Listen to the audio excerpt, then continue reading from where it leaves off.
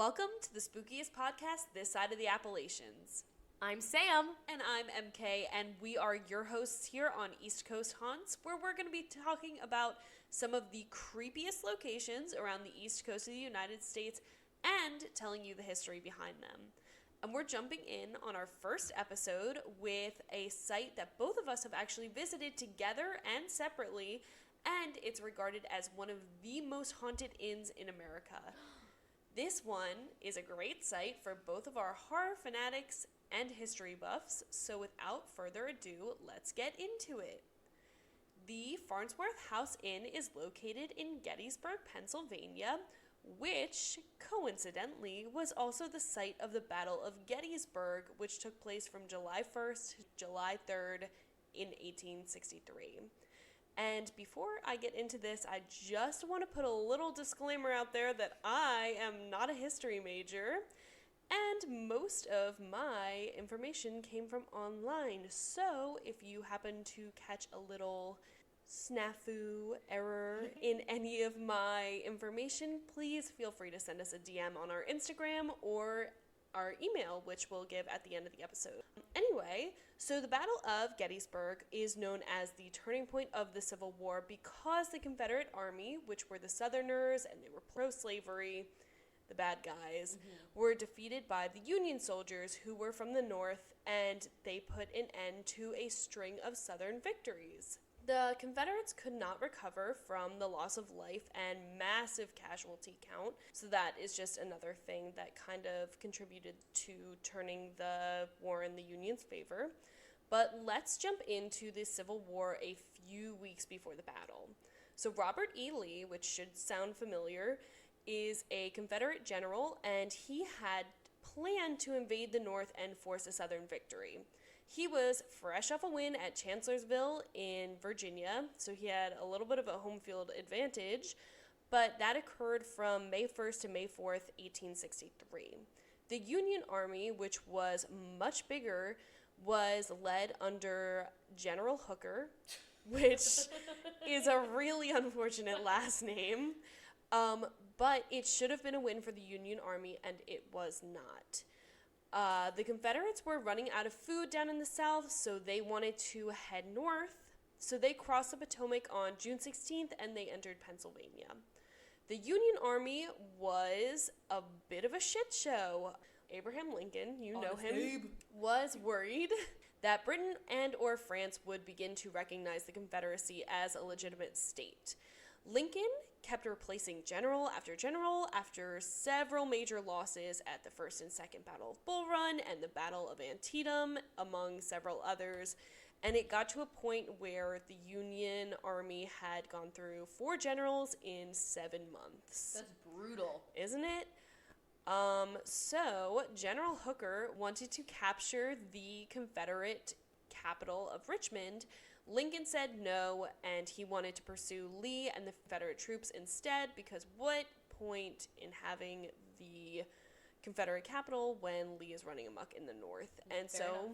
Hooker resigned, and General Meade, who is famous, was appointed on June 27th, 1863. If you have to say he was famous, though, how famous could he really be? I mean, I besides guess for Grant, Civil War era. Okay. besides Grant, he's probably the most famous Union Civil War general. I don't know. Again, not a history major, but fun little fact about my major, Meade was a civil engineer, just like me.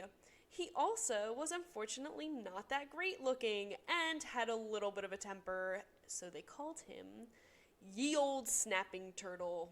That's a Quite nickname. a nickname. You know, my dad's nickname in college was Turtle. Why? Because when he used to, I think it was high school. When he used to play football, his pads were so high on his shoulders that he didn't look like he had a neck. Oh. So they called him Turtle. Ye old.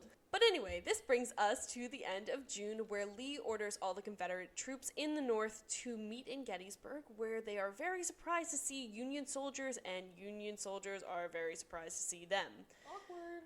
The battle began July 1st, and on the first day, Lee attacks with the majority of his forces and causes a hastily assembled Union defense to retreat. I don't know if this was part of the plan or if they got really lucky, but they retreated to an area called Culp's and Cemetery Hill, and that became useful high ground for later in the battle. So now they have this really good position, even though they retreated. Was it called Cemetery Hill before the battle even happened? Yeah, okay, so this is the weird part about that. Cemetery Hill is named after a cemetery at the top of the hill. But the funny part about it is, while the Union troops were there, there was a sign on, like, the gate, I think, surrounding it, that said all people that came in with a firearm would be prosecuted. Well, they would have had to have prosecuted a lot of people that Busy day for the attorneys in Gettysburg.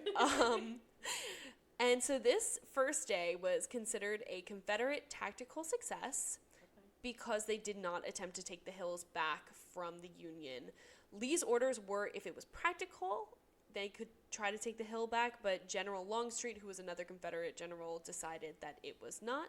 Longstreet actually ended up being more of a reasonable general than Lee did, and that's not to say that he was a better general than Lee, but Lee took chances. Yeah, which we'll see soon, right? And they paid off for him in the beginning of the war. It did not this time around. Again, another spoiler, but this is like, like 300 years old, so 300. It's like less than 200. The war? 1800? 1863. Wow. It's like Cut that 150, 160 years. So, second day, Union defensive lines formed a fishhook-like shape and held lines against Little and Big Round Top, the wheat field and the peach orchard on the left, and Culp's Hill and Cemetery Hill on the right. And there were so many bodies in the wheat field by the end that they called it the Harvest of Death. Oh, God, that's graphic. Yeah. Most of the fighting occurred in Cemetery Ridge, which, fun story, when we visited Gettysburg together, we took a Segway tour of the battlefields, and if you don't know what a Segway is, it's what Paul Blart rides in Paul Blart Mall Cop. It was an interesting time. It was pretty fun. We had to take like a 45-minute course on how to use the Segway. Yeah, we had to go through like a little, like all these like hoops and stuff.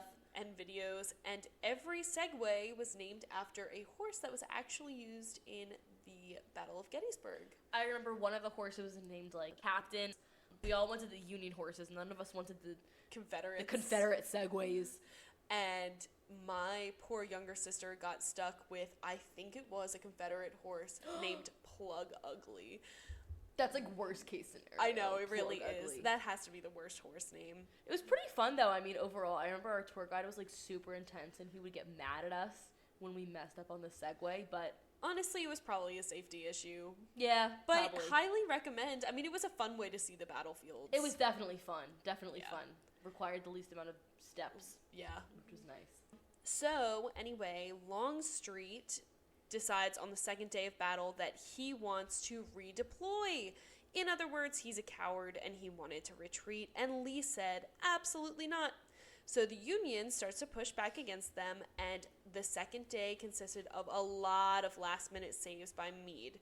So he was running around plugging holes in the Union line, and at one point there was like a mile-long gap in the line that Confederates were about to infiltrate, and he just redirected troops over there, and yeah, the second day went better for the Union Army. Starting to lean in their favor. Yes. So the third day is what most people know about, if you know anything about the Battle of Gettysburg.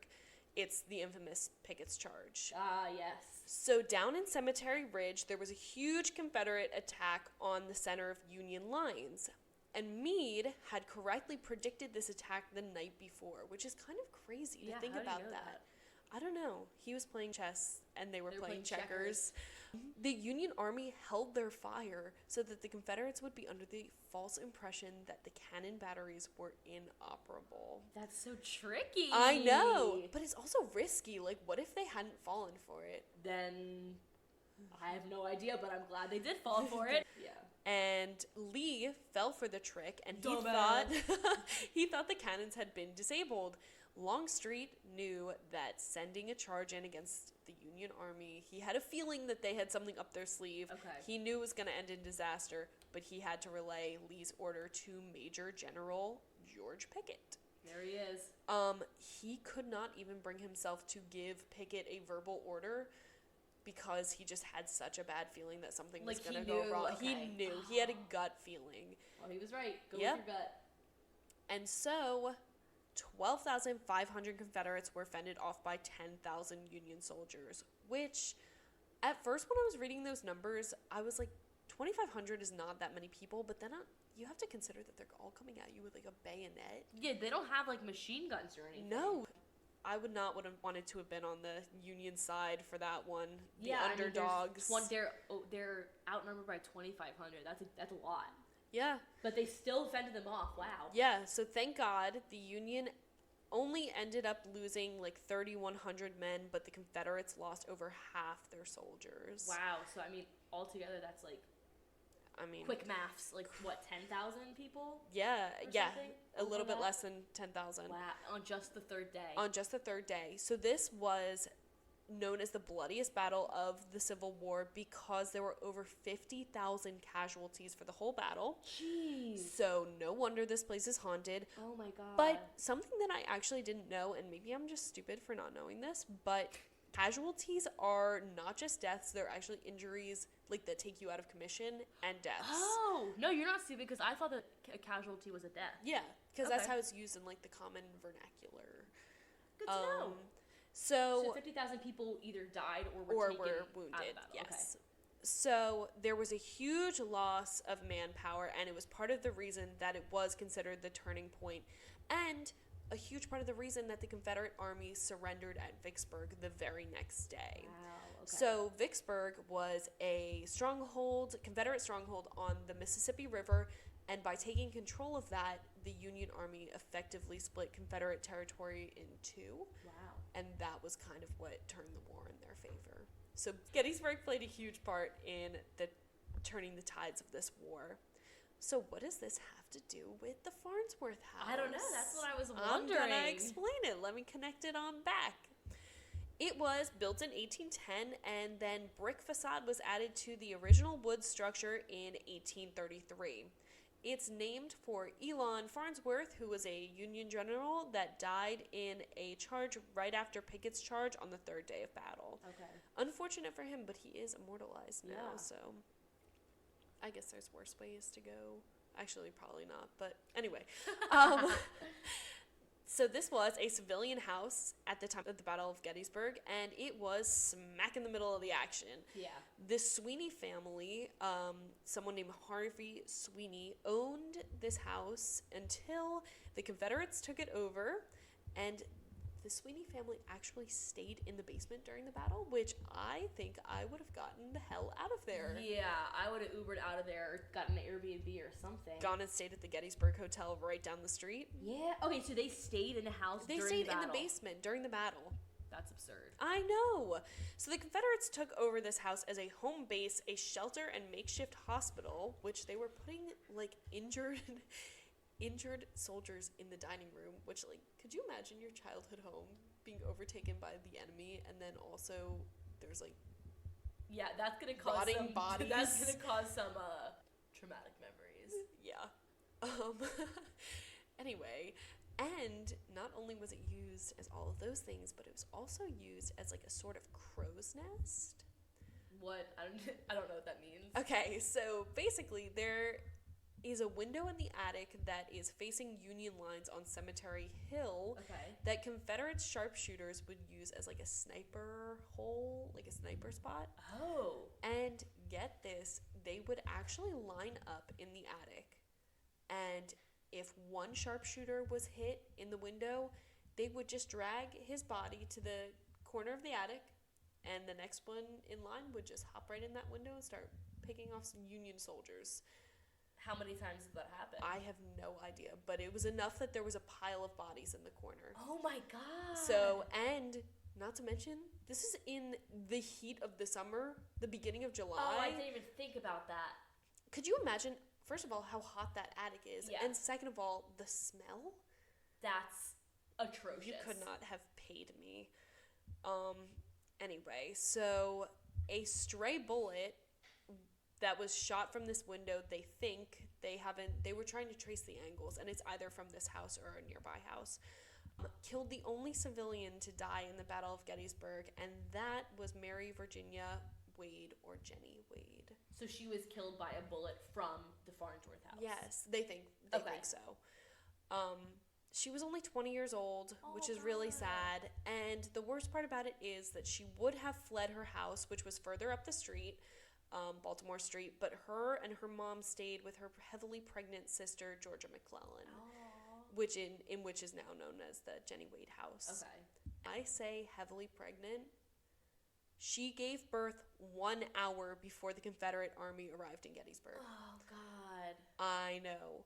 So, Jenny Wade, could you imagine, first of all, any worse timing? No.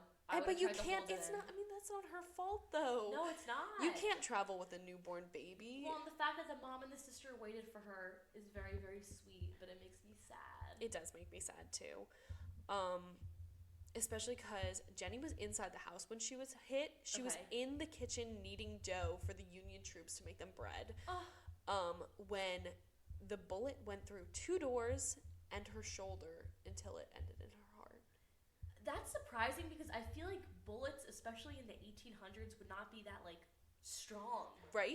That's what I thought, too. I don't know. That's crazy. She was just in the wrong place at the wrong time, you know? And that's really sad. She was engaged to Jack Skelly, who was wounded and captured at the Battle of Winchester in Virginia, and he later succumbed to his injuries, but they both died without knowing that the other had died. So I don't know if that's sad or if it's like a little bit of a silver lining. Yeah, that maybe they saw each other on the other side. And he was a Union soldier, I'm assuming? Yes. Okay. Aw. But now they're both buried together in Evergreen Cemetery, and she's the only woman to have a U.S. flag flying eternally above her grave besides one other woman. Do you want to take a guess who that was? I'll tell you that she predates Jenny Wade. Predates? Yes, so... How about...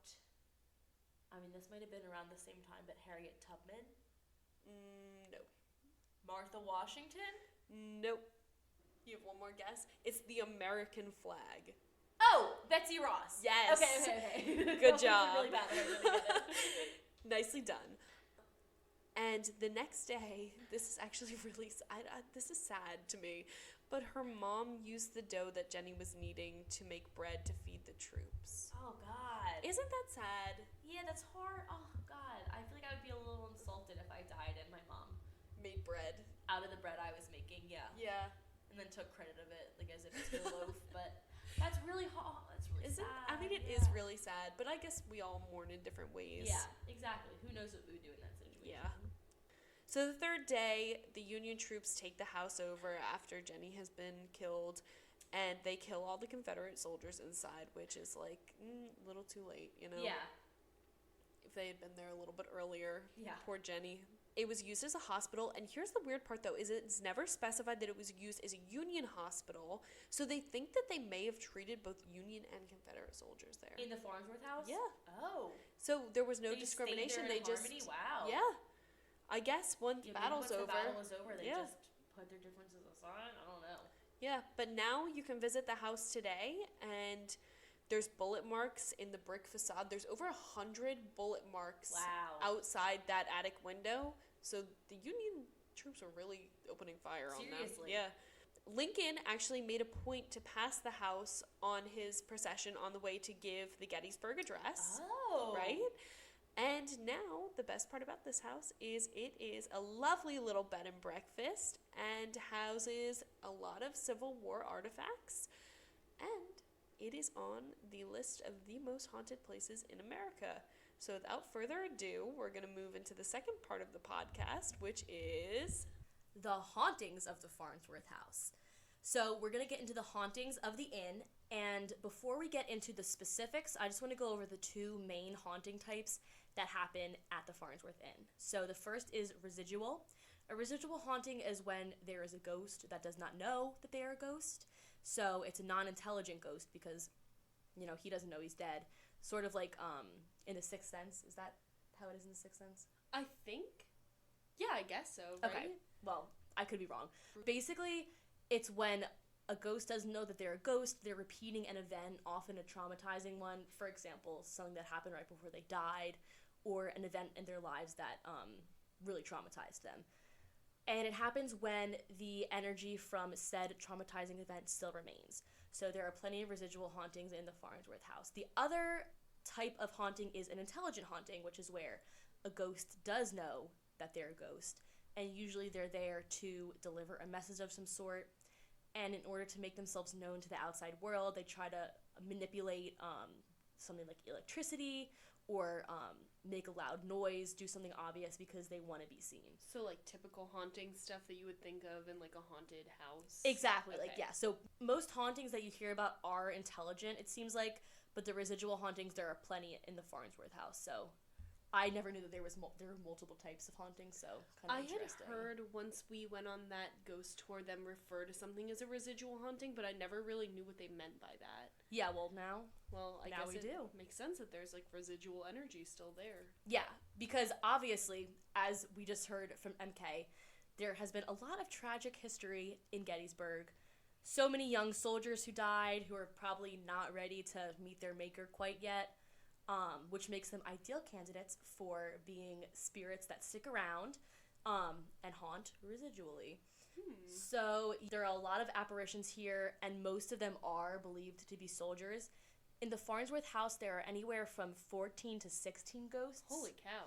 Yeah, there's a lot. So some places said 14 because originally there were 16 ghosts that were reported here, but a couple years back, I couldn't find the exact year, but a couple years back they had some sort of ghost release ceremony, and they allowed any ghosts who were stuck in the Farnsworth house to pass over to the other side. That's actually really nice of the people at the Farnsworth house to do that and offer that service for them. I know, especially because most likely the Farnsworth house, like, one of the biggest draws is the ghosts. So yeah. It's kind of nice that they gave him a chance. But apparently only 2 of the spirits crossed to the other side, so... Oh, okay. Not as many as you would expect. Yeah, right? Yeah.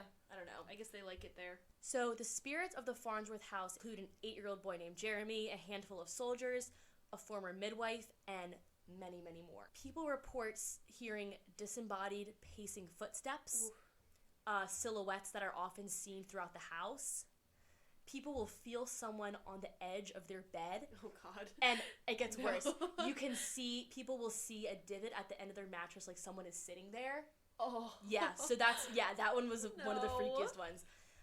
People often hear a harp playing tunes from the attic, which is apparently there was a Confederate soldier whose, I guess, his assignment, his mission during the Civil War was to play the harp. Why? During the battle. I don't know. I guess to keep morale high? Yeah, I guess to, like, give a background score. Yeah. Keep things dramatic. I don't know. But wait, I feel like I remember the attic being, like, through a trap door. When we took the thing, how did he get a harp all the way up there? I do not have that information. But there was a trap door, and I don't know how he got the harp. I'm assuming maybe in the 1800s an old-timey harp was small. Maybe. Maybe it was, like, a handheld... Yeah. Mobile harp. Yeah, let's go with that. So, yeah, but people, I mean, one of the most common hauntings is that harp being played throughout the night, and people hear it right above in the attic. That's such a haunting instrument, too. Like, out of any instrument, I know. A harp is not one I would choose to hear in the middle of the night. Why couldn't it be, like, the triangle or something? I was thinking more of, like, a saxophone. Like, that might keep things a jazzy. Sensual haunting. A jazz.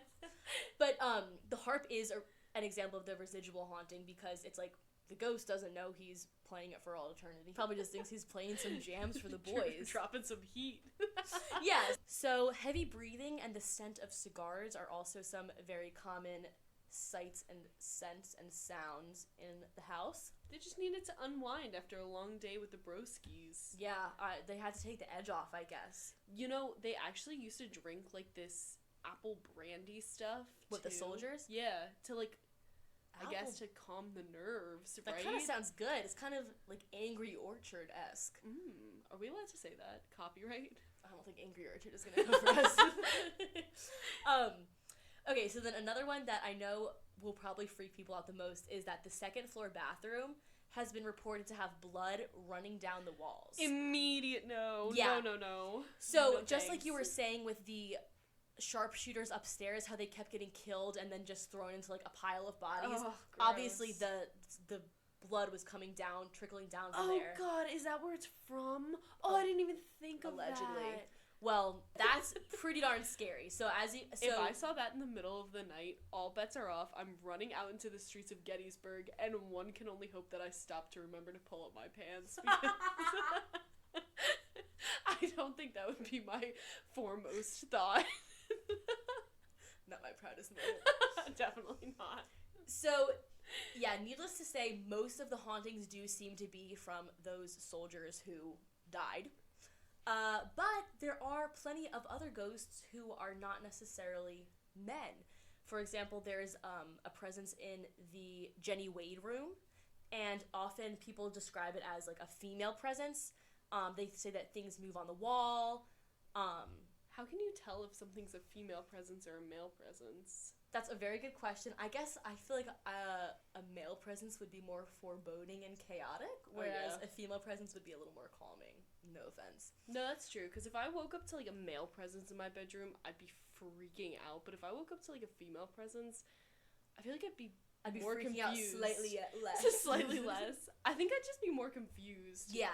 Well, then you would not want to be here because most of these are male spirits. So another very interesting story that I read about, so of course we're talking about all the different hauntings, like there's been blood on the walls and you smell cigars, you hear a harp being played, all that stuff. All residual hauntings so yes. far. But there is one haunting that I read about from in a Baltimore Sun article from 1995 that was kind of interesting, I thought. Basically, there was a young couple who was going away for the weekend with their newborn, and I guess they decided to stay at the Farnsworth house, which is kind of an interesting place to take a newborn. It's family fun for it everyone. Yeah, we did. I guess we did go on a family vacation there, Yeah. so I can't knock it too much. It's a little strange to bring your newborn baby to a, like, widely known haunted place. Yes, but Just stay at a regular Airbnb. But these people decided to stay there, and then this is the weirdest part to me. Not the haunting, but the fact that the husband got in the bath, like to take a No. bath. Who bathes at a hotel? Showers only in hotels. You heard it here. I know. Like you're asking to get a venereal disease. Oh, gross. But anyway, so he is whatever, having his little bath time.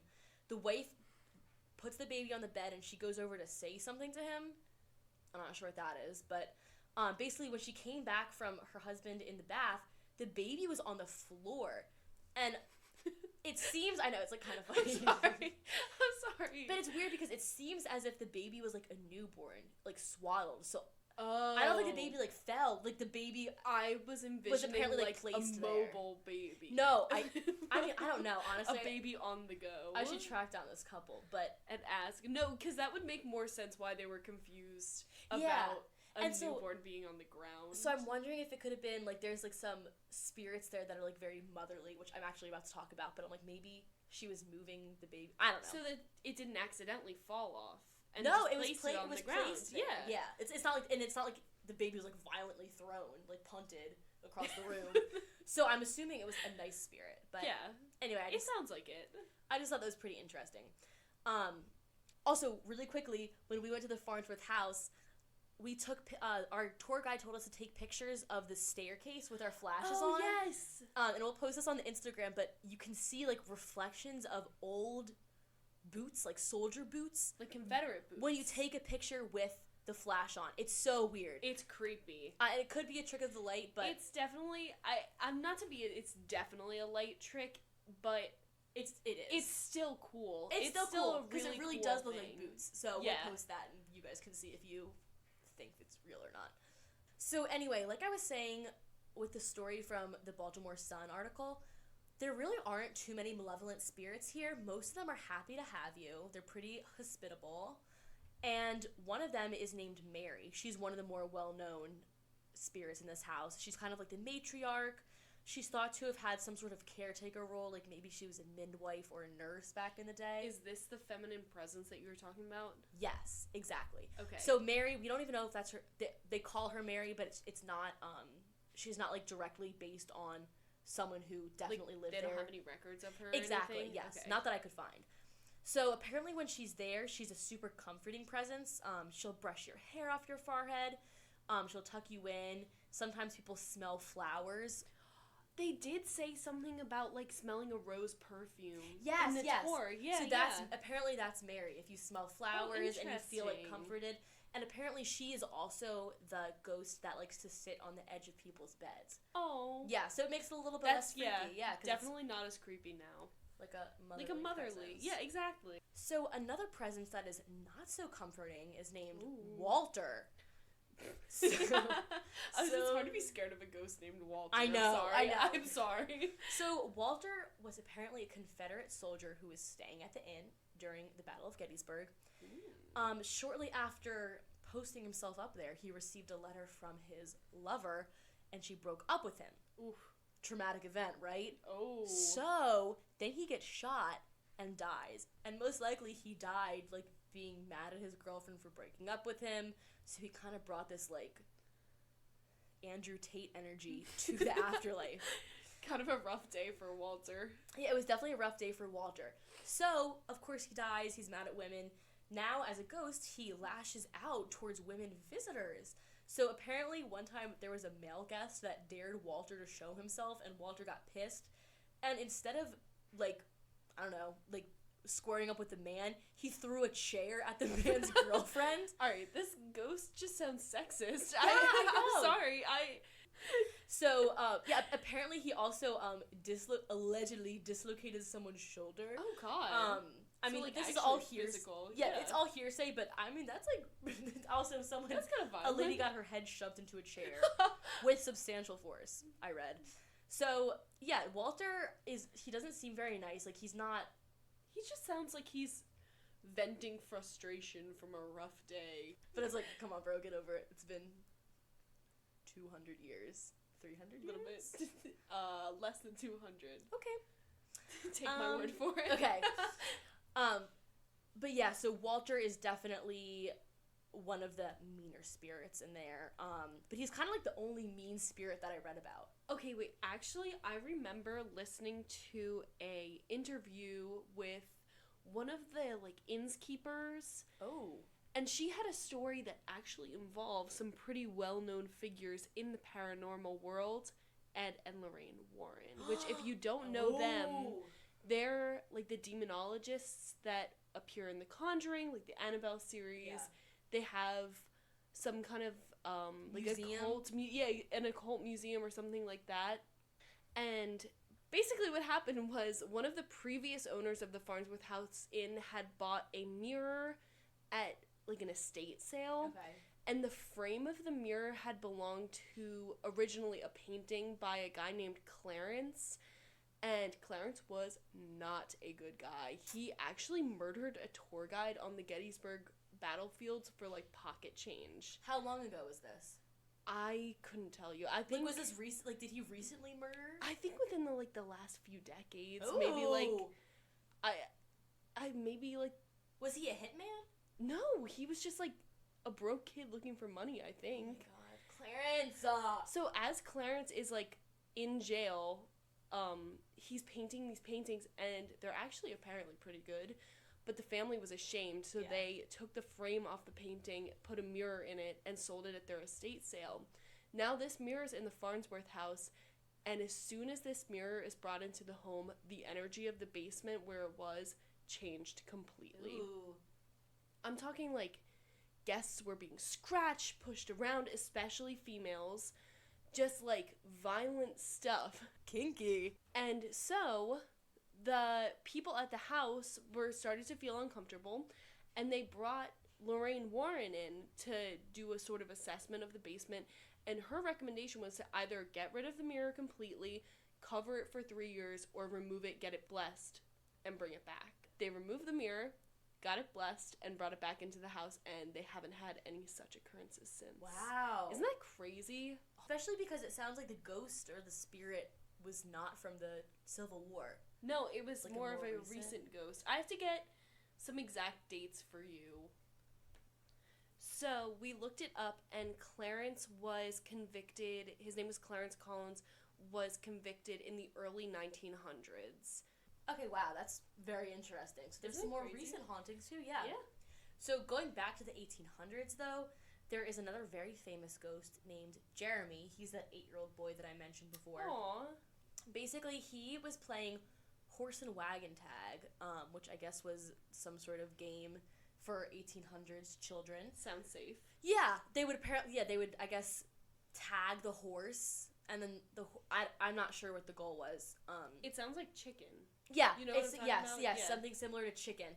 So apparently Jeremy was playing horse and wagon tag in front of the Farnsworth house, but at some point he was trampled by a horse. Oh no. I know. So yeah, the horse he was playing with, I guess, trampled him, and then Jeremy was brought into the inn to tend his injuries, but unfortunately he died. Oh. I know. It's really, really sad. So he died in the Sarah Black room, which is the most people say it's the most haunted and active room in the entire inn. Aw. So people say he's a very active ghost. He is probably maybe the most popular ghost. There's something about like a little kid ghost that's just really... It's like endearing. Yeah. Yeah. He's very sweet. He's very mischievous. Guests like to play with block letters with Jeremy. I'm not sure how they play it with him. I guess they just kind I've heard he like stacks them. Like stacks the blocks. Does he spell words? Oh, I don't know. That's veering a little too far into Ouija board territory that I'm comfortable going. But he also plays with marbles. He likes to steal coins and stack coins too. I guess he's a stacking type of kid. Yeah. Do you know, I also heard something from the innkeeper at the Farnsworth house that she will find coins that he's taken like out of the pockets of visitors everywhere. So she and the other people that work there will put any coins that she finds in this big jar in the basement, and then at the end of the year they donate it to St. Jude's Children's Hospital. That is so sweet. I didn't read that. That is so cute. I mean, that's just like... That's really sweet, yeah. So make sure you bring some change if you ever visit the Farnsworth house. It's for a good cause. So he also likes to play with little plastic farm animals. You know, he's just like a typical little 8-year-old boy. Yeah.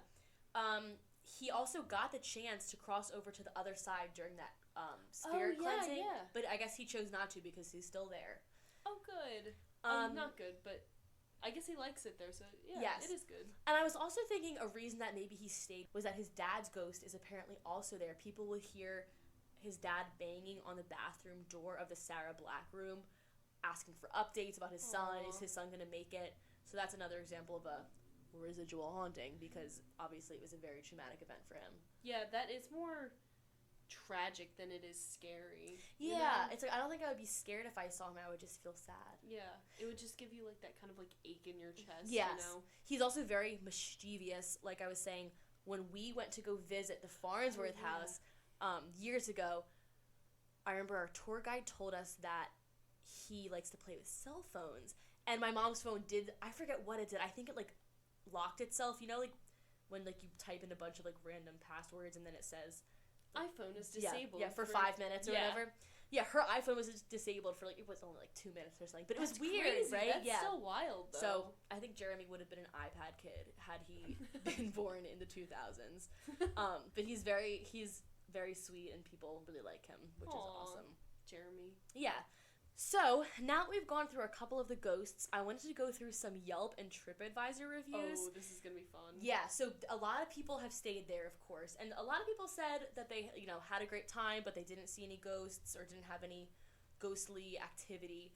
But plenty of people did say that they had weird experiences. Lucky. So the first one that I wanted to go over is from this past August 2021.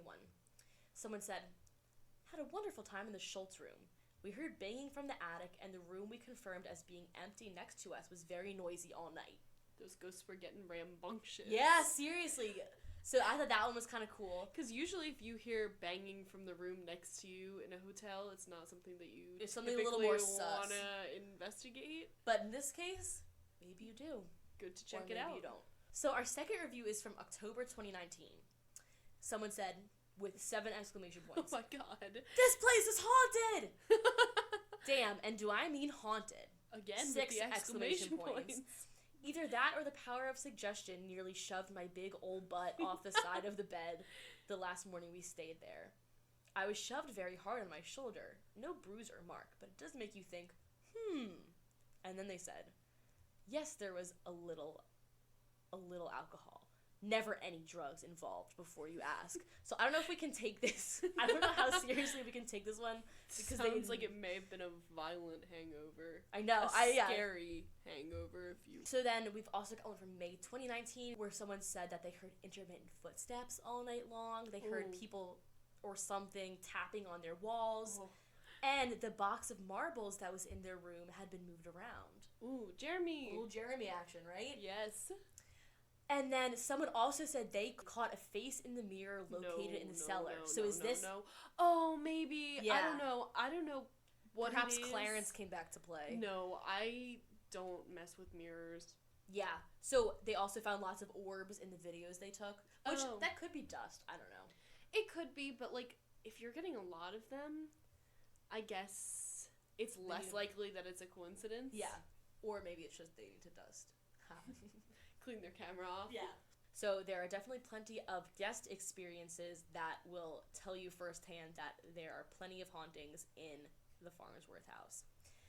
And I just wanted to end on a funny little story I read. Ooh, hit me with it. So a couple years back, during Halloween, I'm not sure if it was on Halloween or if it was just Halloween season, but there was a local radio station in Gettysburg that was doing a special broadcast inside the Farnsworth house. And the crew was dressed in blue costumes. They did not tell us, like, what they were dressed up as. Maybe, like, Union soldiers? That would make sense. I was going to say Smurfs, perhaps. Oh. But they could, yeah. Maybe they were it would make sense if they were in Union soldier costumes, because they also kept referring to their radio host as Captain. Not sure what that's about.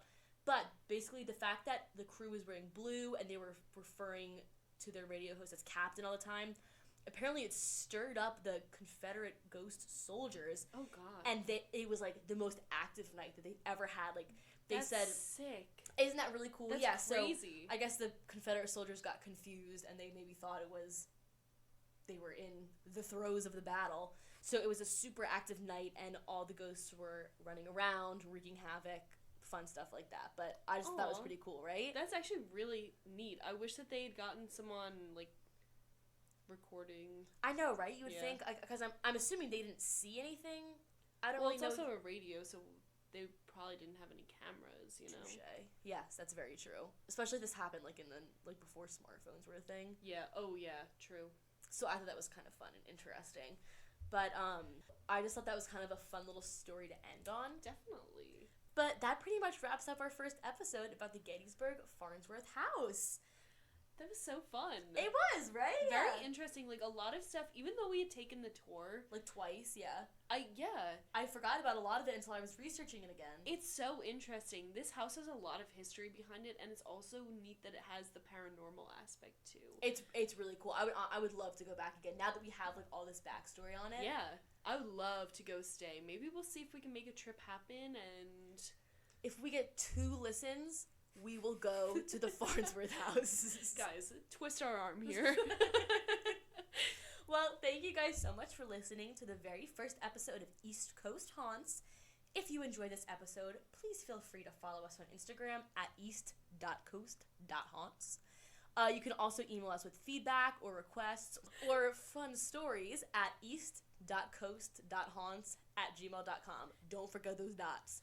And make sure to visit our website, which is linked in our Instagram bio, for more information on upcoming episodes and an easy link to listen to our podcasts on any platform that you prefer. We've got lots of fun stuff coming, so thank you so much for listening, and we will talk to you guys soon. Till next week. Bye.